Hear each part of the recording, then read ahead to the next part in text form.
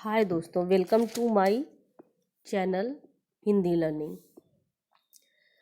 कल मैंने आप लोगों को संख्यावाचक विशेषण के बारे में बताया था। आज मैं आपको परिमाणवाचक विशेषण के बारे में बताऊंगी। परिमाणवाचक विशेषण क्या होता है? किसी वाक्य में संज्ञा अथवा सर्वनाम शब्दों की मात्रा, नाप या तौल का बोध करवाने वाले शब्दों को हम क्या कहते हैं? परिमाणवाचक विशेषण कहते हैं। या आप ऐसे समझिए, वह विशेषण जो अपने विशेष्यों की निश्चित अथवा अनिश्चित मात्रा का बोध कराता है, परिमाणवाचक विशेषण कहलाता है।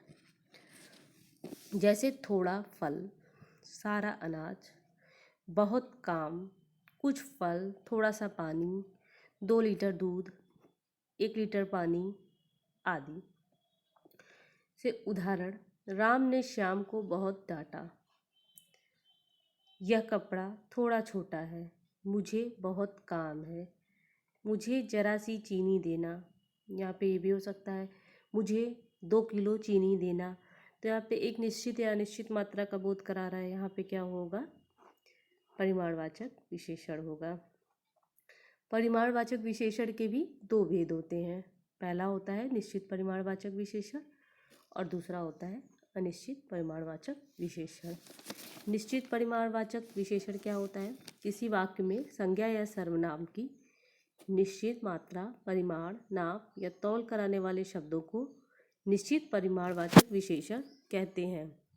या आप ऐसे समझ सकते हैं, जिन शब्दों के माध्यम से किसी वस्तु की नाप, तौल या मात्रा का बोध निश्चित रूप से कराया जाता है, परिमाणवाचक विशेषण कहलाता है। जैसे 2 दर्जन केला। यहाँ पे क्या है? केले की एक निश्चित मात्रा है कि केला 2 दर्जन है। इसी प्रकार 2 किलो सेब, यहाँ पर के सेब की भी 2 किलो मात्रा निश्चित है। इसी प्रकार 1 लीटर पानी की भी मात्रा निश्चित है। 2 लीटर तेल, यहाँ पे तेल की भी एक निश्चित मात्रा है कि तेल 2 लीटर है। तो यहाँ पे क्या हो गया? निश्चित परिमाणवाचक विशेषण हो गया। उदाहरण कुछ और भी हैं, उनसे भी समझिए आप। 3 किलो प्याज देना। यहाँ प्याज कितनी मांग रहा है? 3 किलो। तो प्याज की एक निश्चित मात्रा है यहाँ पे 3 किलो। तो यहाँ पे क्या हो गया? निश्चित परिमाणवाचक विशेषण। उसी प्रकार 2 लीटर दूध देना। तो दूध का भी मात्रा यहाँ पे 2 लीटर है, जो कि एक निश्चित मात्रा है, इसलिए यहाँ पे भी निश्चित परिमाणवाचक विशेषण हुआ। राम के पास 8 बीघा जमीन है। यहाँ राम के पास भी एक निश्चित मात्रा की जमीन है। निश्चित मात्रा क्या है? 8 बीघा। तो यहाँ पे भी क्या हो गया? परिमाणवाचक विशेषण। इसी प्रकार मुझे 2 तोला सोना दो। यहाँ पे सोने की भी मात्रा 2 तोला निश्चित है, अर्थात यहाँ पर भी निश्चित परिमाणवाचक विशेषण है। मिठाई बनाने के लिए हमें 2 किलो चीनी की आवश्यकता होगी। इस वाक्य में भी 2 किलो चीनी एक निश्चित मात्रा है, अर्थात यहाँ पर भी क्या होगा? निश्चित परिमाणवाचक विशेषण होगा। दूसरा होता है अनिश्चित परिमाणवाचक विशेषण। किसी वाक्य में संज्ञा या सर्वनाम की अनिश्चित मात्रा, परिमाण, नाप या तौल कराने वाले शब्दों को हम क्या कहते हैं? अनिश्चित परिमाणवाचक विशेषण कहते हैं। या आप ऐसे समझिए, ऐसे सब जिनमें वस्तु की मात्रा का तो ज्ञान हो रहा हो, किंतु मात्रा कितनी है इसका बोध न हो रहा हो, वहाँ पे क्या हो जाता है? परिमाणवाचक विशेषण। जैसे कुछ फल, थोड़ा पानी, बहुत सारे फूल, थोड़ा सा दही आदि।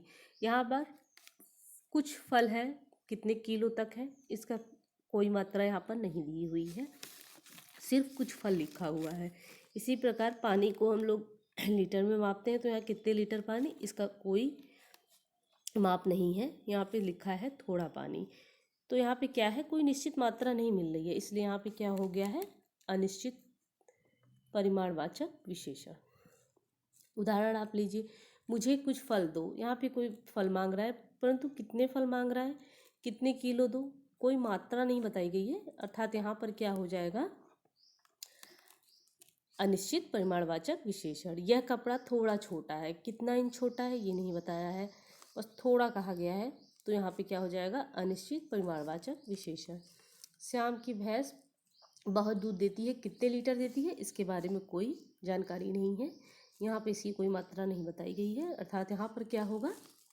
अनिश्चित परिमाणवाचक विशेषण। आपको संख्यावाचक और परिमाणवाचक में एक कंफ्यूजन हो सकती है कि संख्यावाचक और परिमाणवाचक में क्या अंतर है। संख्यावाचक में क्या है, वहाँ पे संख्या का बोध करा देंगे, और परिमाणवाचक में क्या होता है, उसकी मात्रा का बोध कराते हैं, जैसे किलो में, ग्राम में और तोला, लीटर में। इस तरह के कुछ मात्राएं होती हैं, उसमें हम इसका बोध कराते हैं। तो उससे क्या होता है कि यहाँ पे हमें पता चलता है संख्यावाचक क्या है और परिमाणवाचक विशेषण क्या है। धन्यवाद दोस्तों। अगर आप लोगों को मेरा चैनल अच्छा लगे तो लाइक और सब्सक्राइब ज़रूर कर दीजिएगा।